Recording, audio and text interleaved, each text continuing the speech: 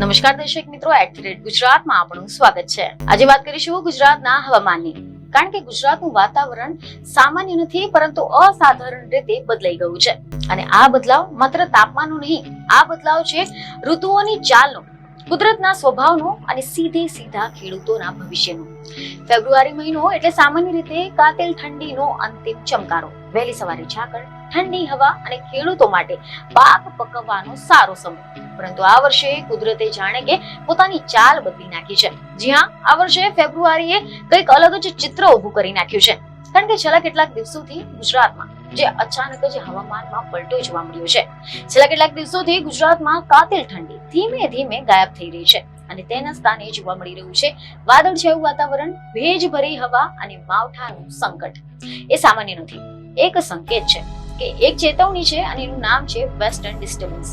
Western disturbance એટલે ઉત્તર પશ્ચિમ ભારત તરફથી આવતું એક હવામાનિક તંત્ર કે જે સામાન્ય રીતે શિયાળામાં જમ્મુ કાશ્મીર, હિમાચલ પ્રદેશ અને ઉત્તરાખંડમાં વરસાદ અને બરફવર્ષા લાવે છે। પરંતુ હવે તેની અસર માત્ર પહાડી વિસ્તારો પૂરતી સીમિત નથી, તેની અસર ગુજરાત જેવા રાજ્યોમાં પણ સ્પષ્ટ રીતે જોવા મળી રહી છે। હાલ સક્રિય થયેલા વેસ્ટર્ન ડિસ્ટર્બન્સના કારણે ઉત્તર ભારતના મેદાની વિસ્તારોમાં પણ હવામાનમાં મોટો પલટો જોવા મળી રહ્યો છે અને તેની સીધી અસર તથા પરોક્ષ અસર હવે ગુજરાતમાં પણ જોવા મળી રહી છે। આના પરિણામે કાતિલ ઠંડી ધીમે ધીમે ગાયબ થઈ રહી છે અને તેની જગ્યાએ વાદળછાયું વાતાવરણ, ભેજ અને માવઠાનું સંકટ ઊભું થયું છે। એવા સમાચાર સામે આવી રહ્યા છે કે છેલ્લા 3-4 દિવસોથી રાજ્યના અનેક વિસ્તારોમાં સવારની ઠંડીમાં નોંધપાત્ર ઘટાડો થયો છે। રાત્રિના લઘુત્તમ તાપમાનમાં વધારો નોંધાયો છે અને દિવસ દરમિયાન પણ ઠંડીની ધાર નરમ પડી રહી છે, જેને લઈને હવામાન નિષ્ણાતો કહી રહ્યા છે કે આ બધું વેસ્ટર્ન ડિસ્ટર્બન્સની સીધી અસર છે। આના કારણે ઉત્તર ભારતથી ભેજયુક્ત હવા ગુજરાત તરફ ખેંચાઈ રહી છે અને એ જ કારણ છે કે શિયાળામાં પણ ચોમાસા જેવો માહોલ જોવા મળી રહ્યો છે। વાદળો છવાયા છે, પવનની દિશા બદલાઈ છે અને કેટલાક વિસ્તારોમાં છૂટાછવાયા વરસાદ થવાની પણ શક્યતા છે। એવી ખબરો છે કે ઉત્તર ગુજરાત અને મધ્ય ગુજરાત ખાસ કરીને આ હવામાન પલટાની ઝપેટમાં આવી ગયા છે। ગાંધીનગર, માણસા, પ્રાંતિજ, કડી અને આણંદ જેવા વિસ્તારોમાં બપોરથી સાંજ સુધીમાં અચાનક વાદળો ઘેરાઈ શકે છે અને ક્યાંક તો હળવો તો ક્યાંક તો મધ્યમ વરસાદની આગાહી કરવામાં આવી છે। એવી પણ ખબરો છે કે હવામાન નિષ્ણાત અંબાલાલ પટેલે પણ આગાહી કરી છે। તેમણે જણાવ્યું છે કે હવામાનમાં પલટા બાદ વરસાદની શક્યતાને નકારી શકાય નહીં અને આ આગાહી ખેડૂતો માટે સૌથી વધુ ચિંતાજનક છે, કારણ કે આ સમયગાળો પાક માટે અત્યંત સંવેદનશીલ ગણાય છે। ઘઉં, વરિયાળી, મકઈ, બટાકા, શાકભાજીના પાકો હાલમાં પકવાની કે પછી તૈયાર થવાની અવસ્થામાં છે અને આવા સમયે જો માવઠું પડે તો પછી પાકને મોટું નુકસાન થઈ શકે છે।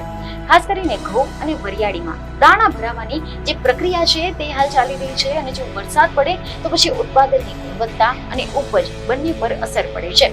એટલા જ માટે જગતના તાત એટલે કે ખેડૂતોમાં હાલ તો ચિંતા વધતી જઈ રહી છે, કારણ કે ખેતરમાં ઉગેલા પાક તરફ જોઈને ખેડૂત આજે આકાશ તરફ વધુ નજર રાખી રહ્યો છે। ખેડૂતો માટે આ સમયગાળો પાકની કાપણી પહેલાનો અંતિમ અને મહત્વનો તબક્કો હોય છે અને આ જ સમયે કુદરતનો એક નાનો અમથો ફેરફાર પણ મોટા નુકસાનમાં ફેરવી શકે છે। જોકે હાલ તો જે વેસ્ટર્ન ડિસ્ટર્બન્સ સક્રિય થયું છે તેની અસર આગામી 24 કલાક સુધી જોવા મળી શકે છે। આના કારણે વાદળછાયું વાતાવરણ રહેશે અને હવામાનમાં અસ્થિરતા યથાવત રહેશે।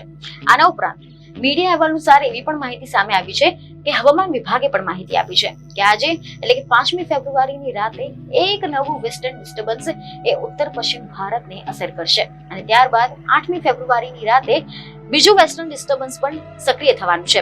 એટલે કે આગામી 7 દિવસ દરમિયાન ઉત્તર ભારત અને પશ્ચિમ હિમાલયના વિસ્તારોમાં સતત હવામાનિક ગતિવિધિઓ જોવા મળી શકે છે।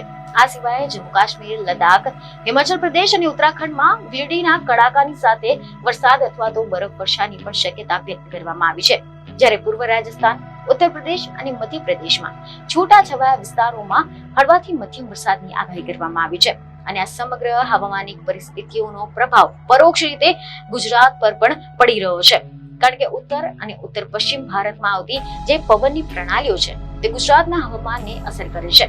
પશ્ચિમ ભારતમાં હાલ પૂર્વ મધ્યપ્રદેશ અને રાજસ્થાનમાં મધ્યમથી તીવ્ર સંવહનની સાથે વાદળો જોવા મળી રહ્યા છે, જ્યારે પશ્ચિમ મધ્યપ્રદેશ, દક્ષિણ પૂર્વ ગુજરાત અને મહારાષ્ટ્ર અને સાથે જ ગોવામાં પણ વાદળછાયું વાતાવરણ થઈ રહ્યું છે।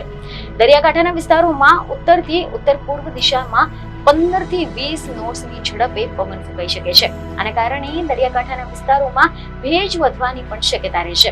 અને આ બધાની વચ્ચે એક મહત્વની વાત કે ફેબ્રુઆરીના આ પ્રારંભમાં સામાન્ય રીતે જે ઠંડીનો છેલ્લો તીવ્ર ચમકારો અનુભવાતો હોય છે, પરંતુ હાલ જે પ્રકારનું વાતાવરણ છે તેના મુજબ છેલ્લા 3 દિવસથી ઠંડીનું પ્રમાણ ઘટ્યું છે. મહા મહિનામાં વૈશાખી વાયરા ફૂંકાઈ રહ્યા છે, જે સામાન્ય હવામાન ચક્રથી અલગ છે. હવામાન વિભાગનું કહેવું છે કે આગામી 7 દિવસ દરમિયાન રાજ્યમાં કોઈ મોટા ફેરફાર નથી થવાના. મોટાભાગે સૂકું વાતાવરણ રહી શકે છે, પરંતુ વાદળછાયા વાતાવરણ અને છૂટાછવાયા વરસાદની સંભાવનાને સંપૂર્ણપણે નકારી પણ નહીં શકાય. 9મી ફેબ્રુઆરી સુધીમાં લઘુત્તમ તાપમાનમાં કોઈ મોટા ફેરફાર થવાની શક્યતા નથી, પણ હવામાન નિષ્ણાંતો ખેડૂતોને સાવચેત રહેવાની સલાહ આપી રહ્યા છે. વેસ્ટર્ન ડિસ્ટર્બન્સ એ માત્ર હવામાનનું એક તંત્ર નથી, પરંતુ એ ખેડૂતો માટે એક પડકાર પણ છે. કારણ કે એક તરફ ઠંડી ઘટવાથી કેટલાક પાકને ફાયદો થઈ શકે છે, તો બીજી તરફ અચાનક વરસાદ નુકસાનકારક પણ સાબિત થઈ શકે છે. અને આ સંતુલિત હવામાન ભવિષ્યમાં વધુ ગંભીર બની શકે છે. અને આના જ માટે સમયસર આગાહી, જાગૃતતા અને તૈયારીઓ ખૂબ જ જરૂરી છે. કારણ કે આકાશના જે બદલાતા રંગો છે તે માત્ર આજે હવામાન નહીં, પરંતુ ખેડૂતોના ભવિષ્યની કહાની લખી રહ્યા છે. બીજી એક ખબર સાથે ફરી મળીશું. ધન્યવાદ.